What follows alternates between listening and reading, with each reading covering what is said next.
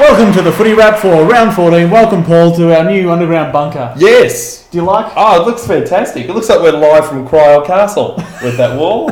It's brilliant. It's been a round where we've had everything we'd want to see from a weekend of footy so far. You've been excited all weekend, haven't you? Absolutely. Melbourne today overcoming the Brisbane Lions by 1 point. Oh, courtesy of a very late Brad Miller goal. He can be the hero or the villain for Melbourne, can't he? Absolutely. And then on Saturday night, we saw a couple of great games, one up at TIO Stadium in particular. That's the Northern Territory for those of you that don't know. Yeah, the game up in Darwin, and the Bulldogs now on top of the ladder. Geelong obviously playing later in the split round, but for now they're on top of the ladder. But are we allowed to say that? Celebrate. They've got a week to celebrate. Yeah. Some great highlights from that game up at TIO Stadium, but one in particular that I've singled out. I want to have a look on the new Footywrap monitor here. Yep. I know which one you're going to throw to. Yeah. It'd have to be Acker's goal, 50 metres out, off one step, barely managed to get upright to kick the ball. That was good. And this one off the ground as well. How good is this? Yeah. They'd have to be your highlights for Saturday night. That wasn't the one I was thinking of, though. There's another one. From TIO Stadium. Yes. You're going to love this one. I know. It'd be David Roden. It'd be David Roden kicking a goal. Well, he thought it was a goal, but he was at the wrong end, so it was only a point because he kicked it through the opposition's goal. That was unbelievable. Yeah. And did you like Brad Johnson just coming across? No. Did you think that was nasty, or did you think he was doing it in a friendly way? If anyone else did it, I'd want to punch their head. Do you think he was rubbing shit in his face? I don't think so. I think... You think he's a nice guy? I think he was a nice guy and he had that smile on his face, and Motlop had a bit of a smile as well. You're just saying that because you've met him. Yeah. But the one I want to have a look at is the streaker. This is your highlight. Streaker. And I'll tell you what, you can tell he's a local by the tan lines, can't you? Yeah. Not a bad looking guy, actually. When he jumps the fence, I reckon he gets a bit of help from the spectators here, just dashing out of the ground. He's lucky that he didn't bloody give himself a vasectomy when he got over that fence. What's that? Well, what's a vasectomy? Yeah. Well, you know, when you have a bit of a snip down there. It's circumcision, isn't it? Well, no, but I mean, vasectomy I thought sounded a little bit more brutal than a circumcision. All right. You do know the difference between a circumcision and a vasectomy. You are. Which is the one I've had?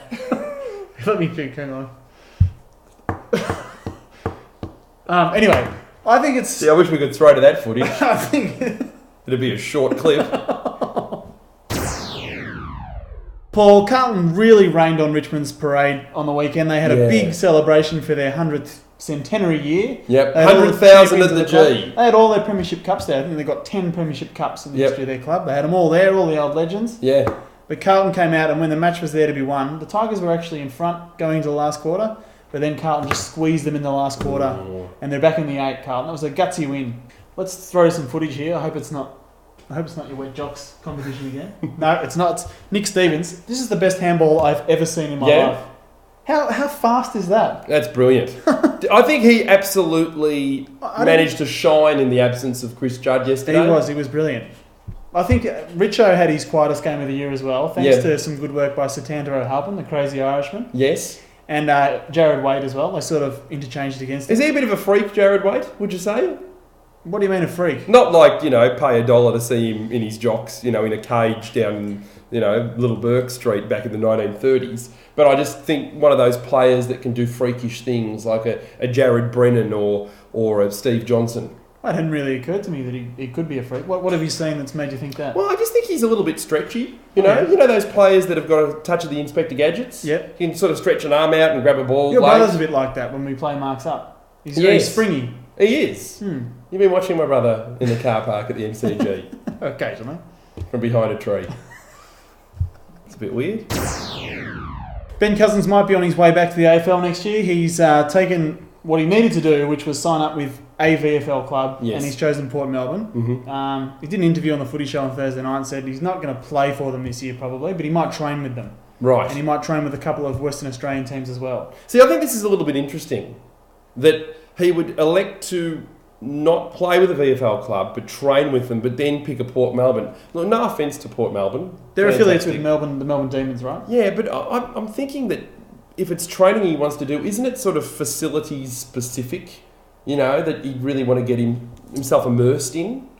But wouldn't the Port Melbourne facilities... The best of everything, you mean? Yeah, wouldn't it like just the Endota Spa sort of setup? Yeah, but what would Port Melbourne have? I don't know, not much. But they've got Gary Ayres, though. Yeah, Gary. His old mate Gary. Because has he played under Gary or something? What's the link there? I have no idea, because I don't think Gary Ayres had anything to do with West Coast. We asked Gary himself a few hours ago. Pleased to have Ben at the club, Gary. Ah, yes, we're absolutely rapt to have Ben down at the club and can't wait to see him throw the jumper on and kick a few goals for us. He has said he won't play this year, though. Well, who said that? Ben said that on Thursday night. Oh, that's just part of the... He said that. We saw this week what preparation can do for an AFL team. Yeah. Because the Western Bulldogs prepared themselves beautifully for a game in Darwin. Hotter temperatures up there, so they got in the heat chamber earlier in the week. Did you find Motlop's comments interesting that he wanted to have a big game in front of his home crowd? He specifically said that he was going to kick a few goals this weekend. Well, I can tell you that Motlop kicked 1 point and got 10 touches. And for those of you that follow Supercoach, only finished with 18 Supercoach But the points. thing we were both wondering is, why doesn't he get set out to kick a couple of goals every week? Shouldn't that be what he wants to do, given the fact he is a forward? Could this be one of Port Adelaide's many problems? Like, does this mean that Warren Treadray, for instance, is only going to kick goals if his mum is in the crowd, you know? Or Kane Corns refuses to get 30 touches unless, you know, it's a Friday night. Like, I don't think players should be choosing when to play well. Maybe those 1%ers do make a difference, though. Yeah. Let's go talk about it a bit more. Yeah. We've got a bit of time off now, haven't we? Yeah, but I'm going to have to start to acclimatise myself. What do you mean? You going? I'm heading up north. Oh, hey, you're going I'm taking a leaf out of the Western Bulldogs. Bulldogs I book. want to go to TIO Stadium and see what the game's like in Darwin, actually. Oh, no, I'm not going that far north. Where are you going? Albury Wodonga. You don't Gotta need get ready to for the climate acclimatise. change. That's hardly any different. You don't need to acclimatise to go on holiday in Albury. Well, no, I'm going to Albury and Wodonga, so two It's the different same climates. place. Albury Wodonga's the same place, isn't it? No, two different states. I've seen it hyphenated. No, it's two different states. It's completely different when you cross the border. But if they're neighbouring cities, the temperature difference is going to be very minimal. Yeah, but if you look at weather charts, Victoria is always colder than New South Wales. So if I cross the border, mate, you know, I go from long sleeves to short pants. You know, it's... I don't have the meteorological nous to debate you on this, but I'm pretty sure that that's wrong. Yeah, well, you know, the joke will be on you when I have all my happy snaps with all the babes from up in Wodonga. Or is it Albury, the New South Wales one?